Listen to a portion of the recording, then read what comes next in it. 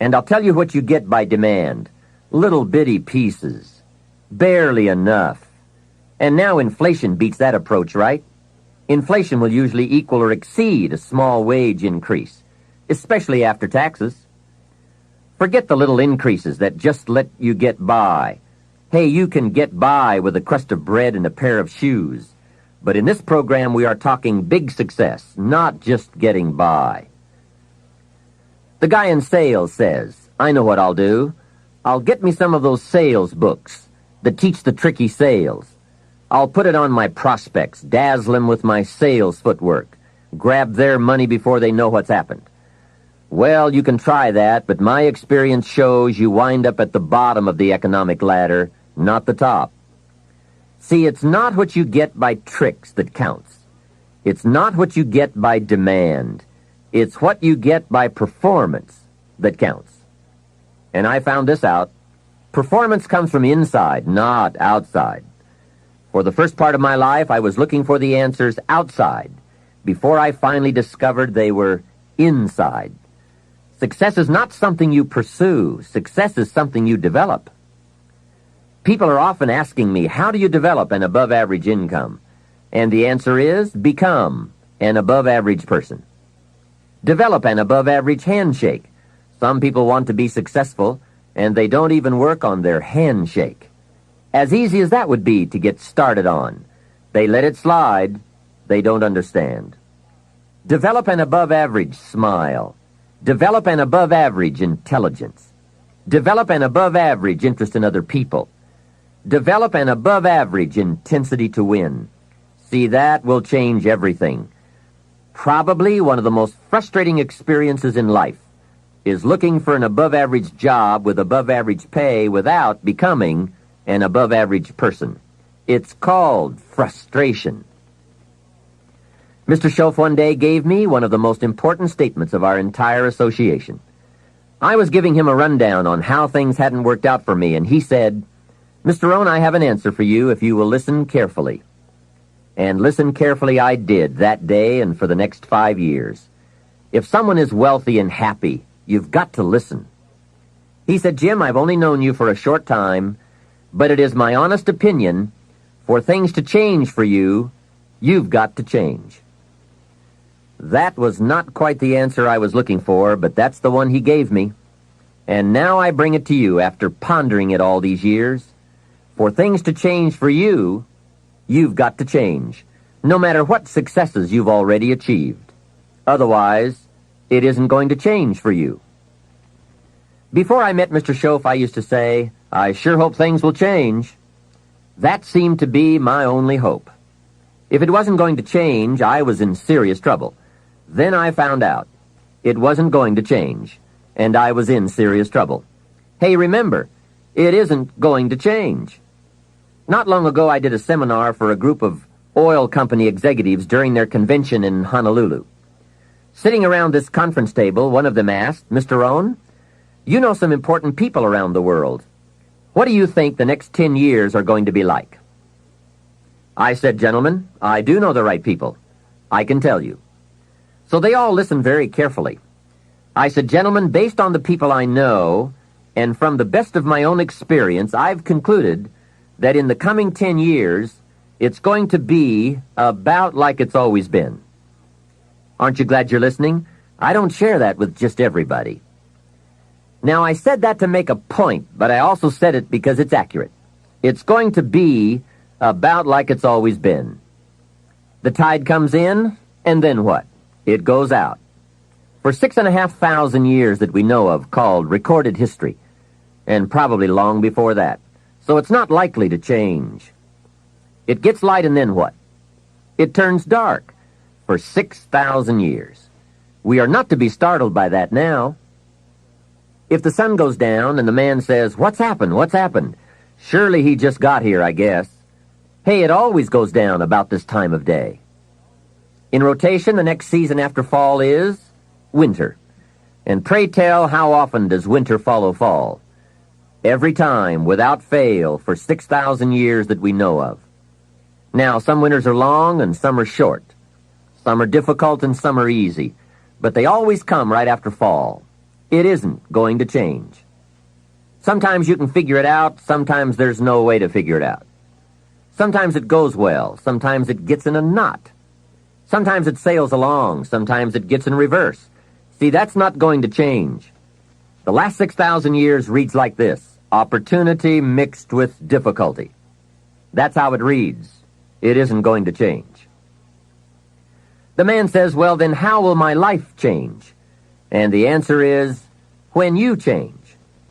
Whether I'm talking to high school kids or business executives, my message is always the same. The only way it gets better for you is when you get better. Better is not something you wish. Better is something you become.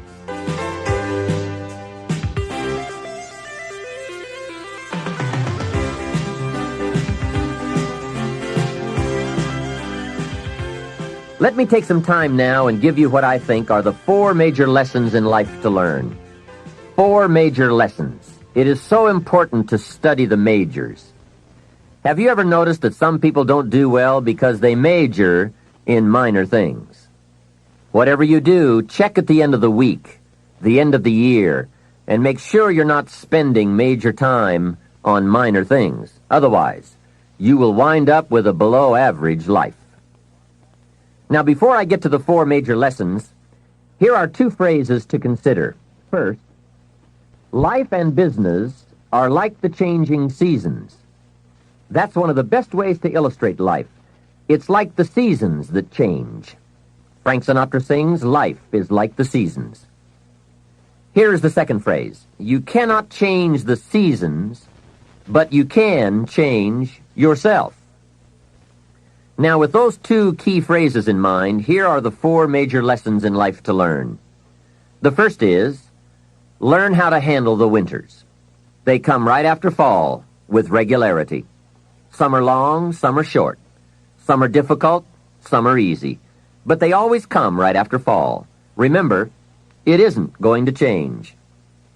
Now, there are all kinds of winters, right? The winter when you can't figure it out. The winter when it all goes smash. Wintertime, we call it the winters of your life. One writer called it the winter of discontent.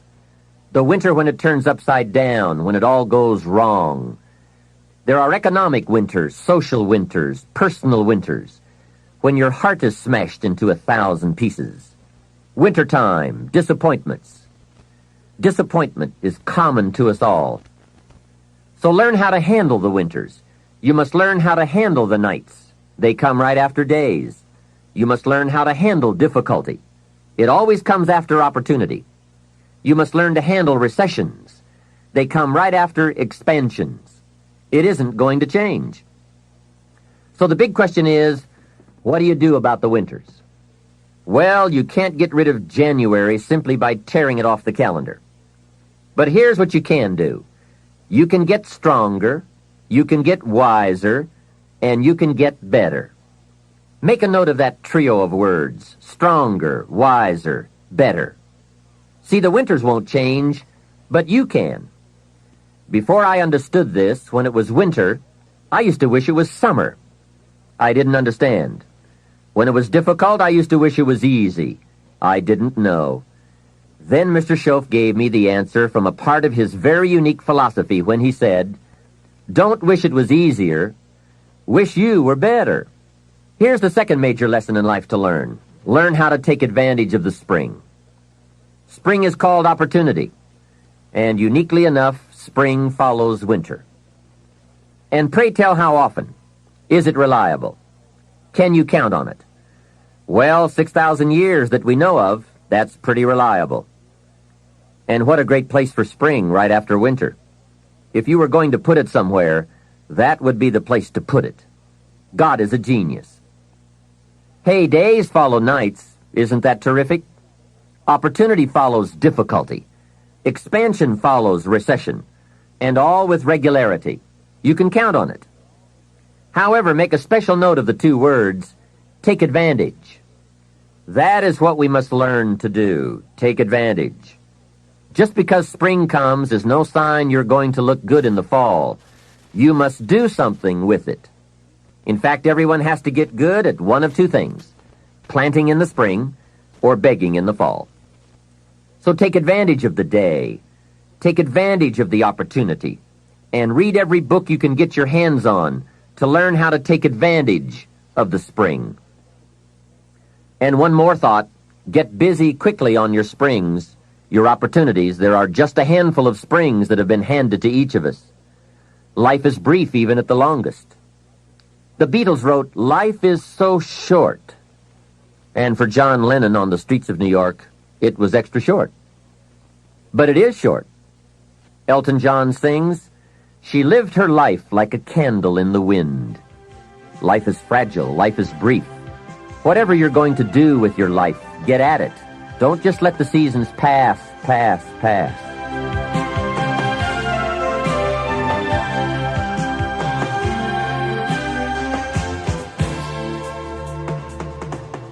The third major lesson in life to learn is learn how to nourish and protect your crops all summer. Sure enough, as soon as you've planted, the busy bugs and the noxious weeds are out to take it. And here is the next bit of truth. They will take it, unless you prevent it. And that is the third major lesson to learn, major skill to develop, preventing the intruder from taking the good. Here are two key phrases to consider under the third major lesson. Number one, all good will be attacked. That's the first phrase. On this planet, all good will be attacked.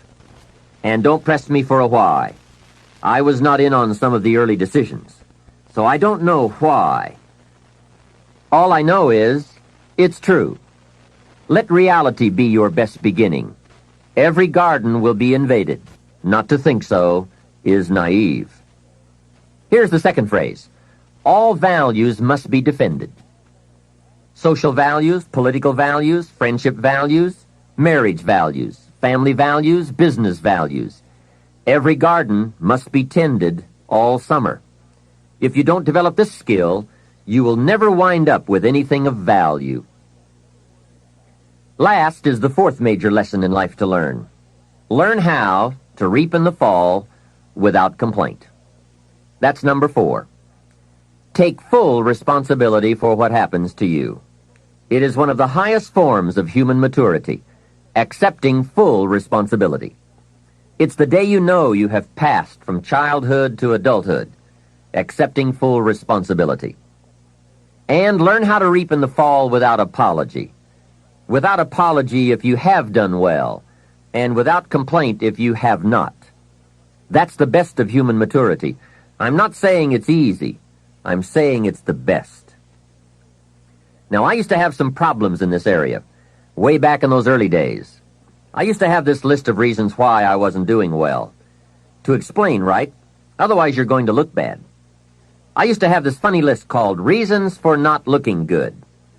I really did. I used to blame the government. You can believe that or not.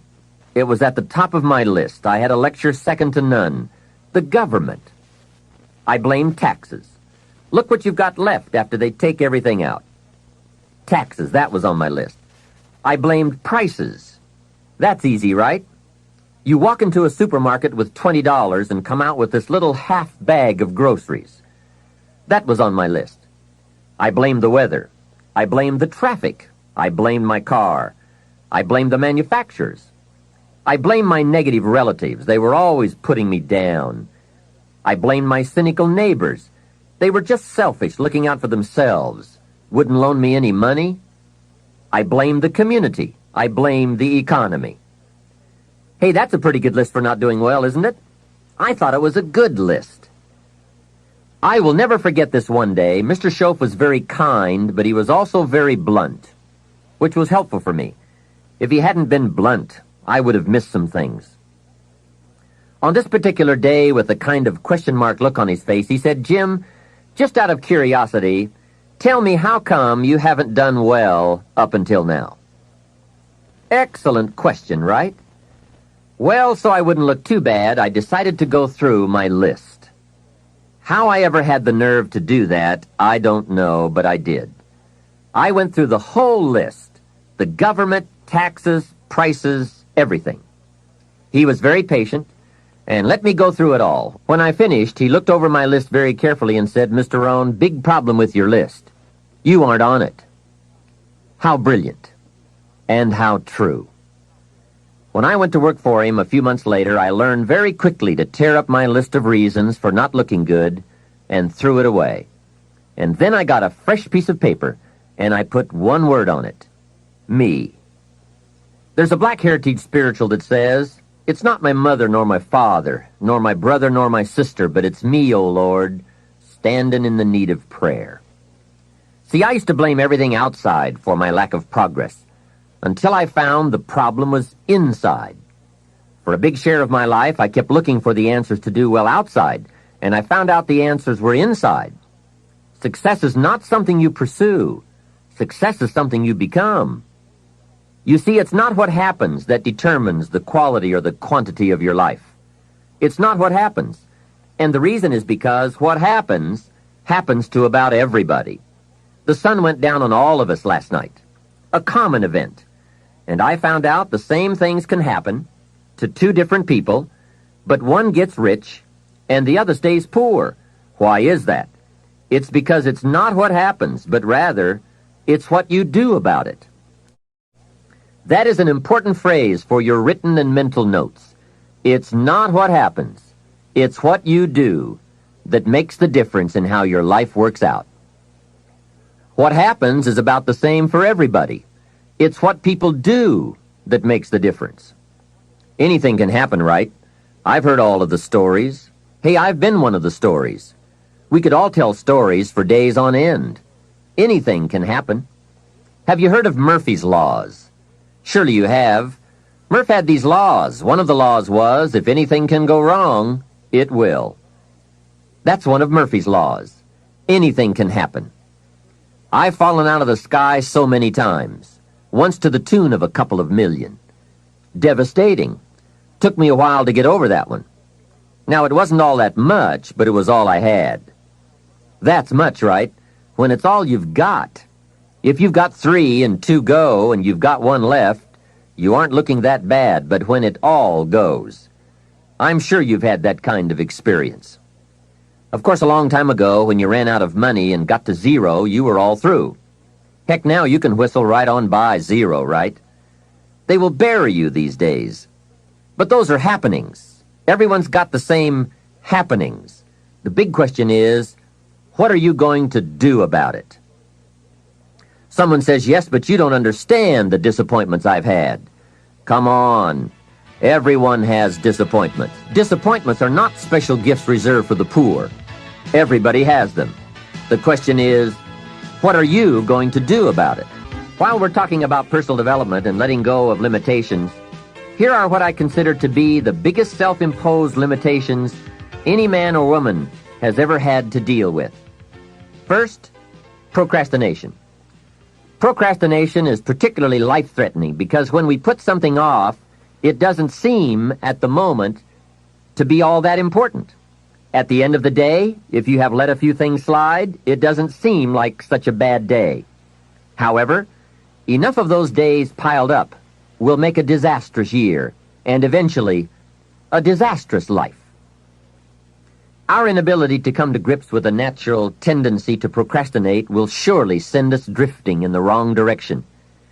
Before you reach the final session of this program, you'll have left procrastination behind, if you're still troubled by it. You'll have discovered that it's simply too costly to put up with any longer. Besides, you'll be too excited about where you're going to postpone the activities taking you there. Self-imposed limitation number 2. Blame. All of us have blamed others for our troubles from time to time. In fact, the tendency to blame someone or something goes back a long way. When there were only 2 people on earth, it wasn't long before they started blaming. The man said, "It was the woman. She got me into this." And the woman blamed the serpent. Blame seems to be one of those negative tendencies that just comes naturally. The ego striving to defend itself. Remember the list I came up with to explain why I wasn't doing well? One of the items that was high on my list was prices. I told Mr. Schoaf that my problem was everything costs too much.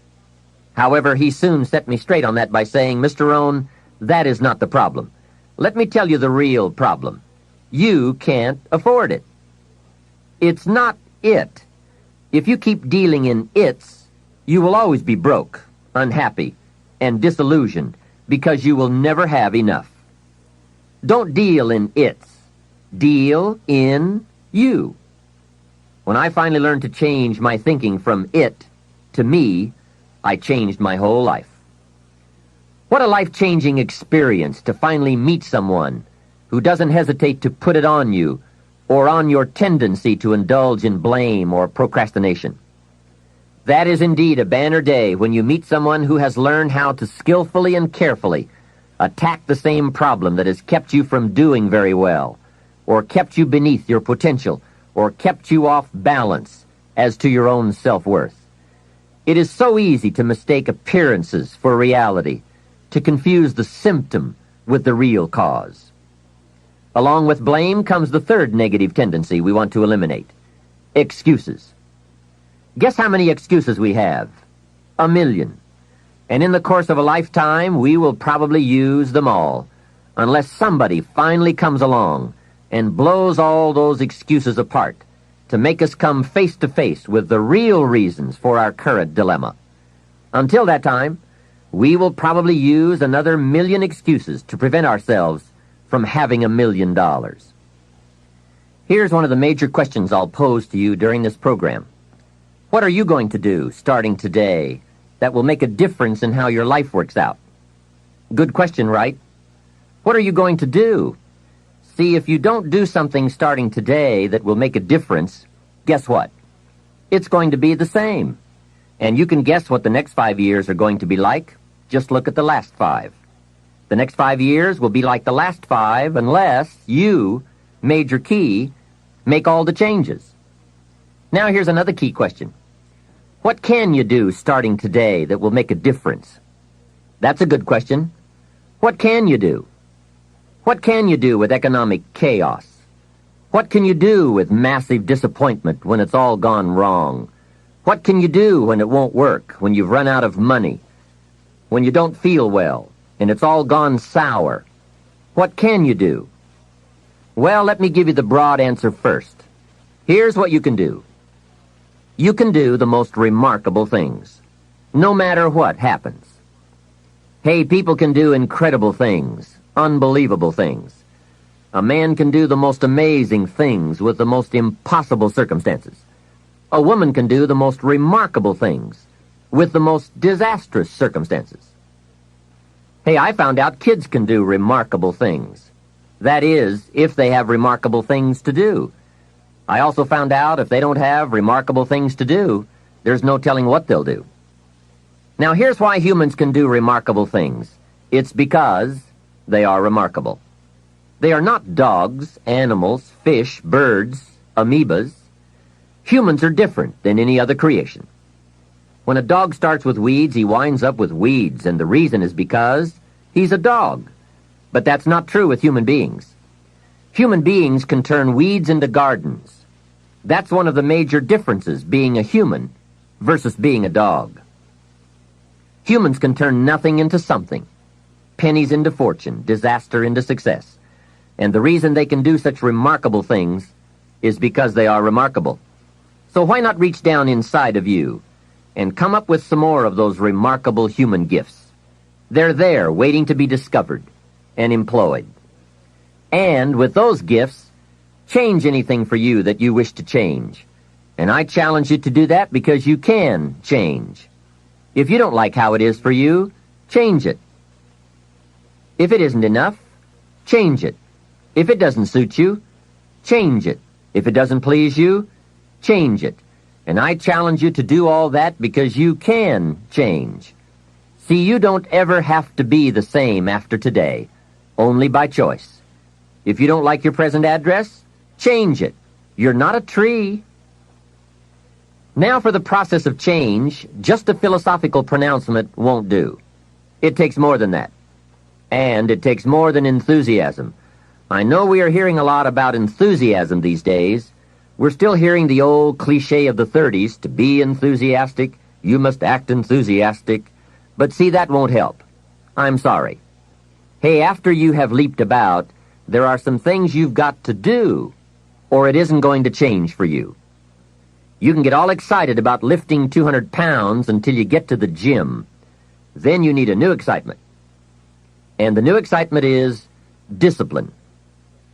Discipline, the major step to human progress. If there is one thing to get excited about, this is it. Get excited about your ability to make yourself do the necessary things to get a desired result.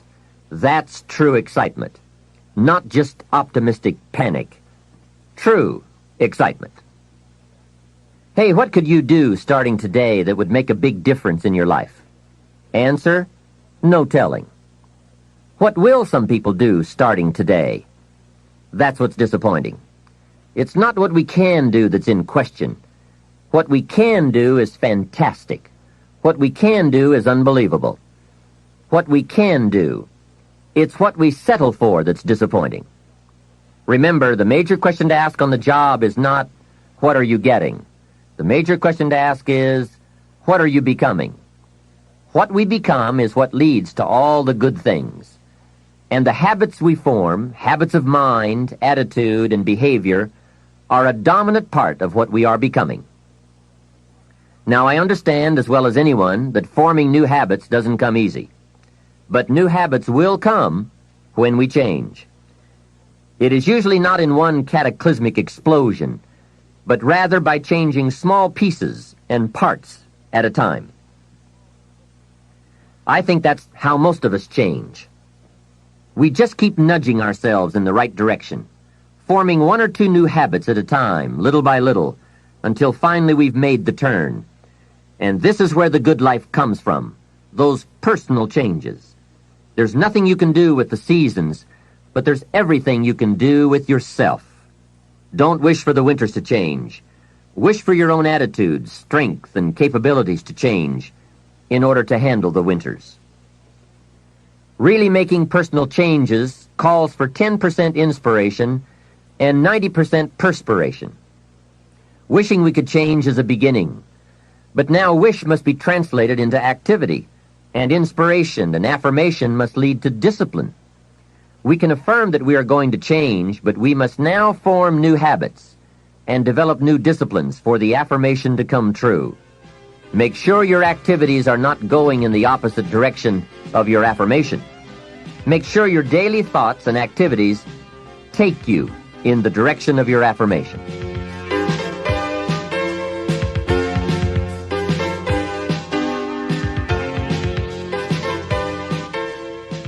Now, in the personal development quest, there are three major aspects of ourselves to improve.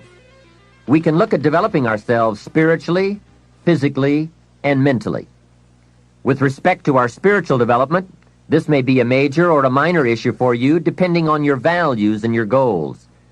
I confess to being an amateur in this field, but I think it's very wise for you and me to look at the spiritual side of our lives and decide what growth we want to experience here. Come to your own decisions as to what it will take to nourish your spiritual nature. Next, let's look at physical development. The body and the mind work together and depend on each other, so they both need attention. There's a Bible phrase that says, treat your body like a temple. So just put it in your notes, body like temple. Not a bad suggestion. Treat your body like a temple, not a woodshed. Now, in taking care of the physical, we must learn to be conscious of ourselves, but not self-conscious. We need to be aware of our physical appearance, our physical well-being, but not to the point of being self-conscious. We need to be aware, we need to take care, but some people devote too much of their day to physical appearance. Physical appearance is going to have something to do with your future, your well-being, your income, so do spend some time on physical appearance. How we appear to other people does make a difference in terms of our acceptance and our ability to function and do well in the marketplace. In fact, there's another Bible phrase that says, take care of the outside for people and take care of the inside for God. People look on the outside, and God looks on the inside. Now, you might believe that people shouldn't judge you by physical appearance. Well, let me give you a clue. They do. Make sure you don't order your life based on shoulds and shouldn'ts. You'll always be confused and you'll always have trouble. The best thing to base your life on is reality. What people really do. So since people generally judge by appearance, then that's probably one thing we want to take care of. That's just part of the game. Now, of course, when people get to know you, or if they've been around you any length of time at all, they're going to judge you by more than appearance. But sure enough, people at first are going to take a look. So taking care of yourself in personal appearance is a consideration. Now, physical development also includes your good health and your well-being. You've got to spend some time on that so that you feel good in the marketplace. Get involved in some form of disciplined exercise. Keeping fit and feeling good has a positive effect on your attitude, not just your appearance. Even if you're not into sports, there are some cassette programs and books on how to stay in excellent shape in only 20 to 30 minutes a day. Get the tapes and find your best way to stay physically fit. Just develop a bit of consciousness about taking care of yourself physically. Physical fitness pays great dividends in terms of your energy level, your ability to live a long, healthy life, and your general sense of well-being.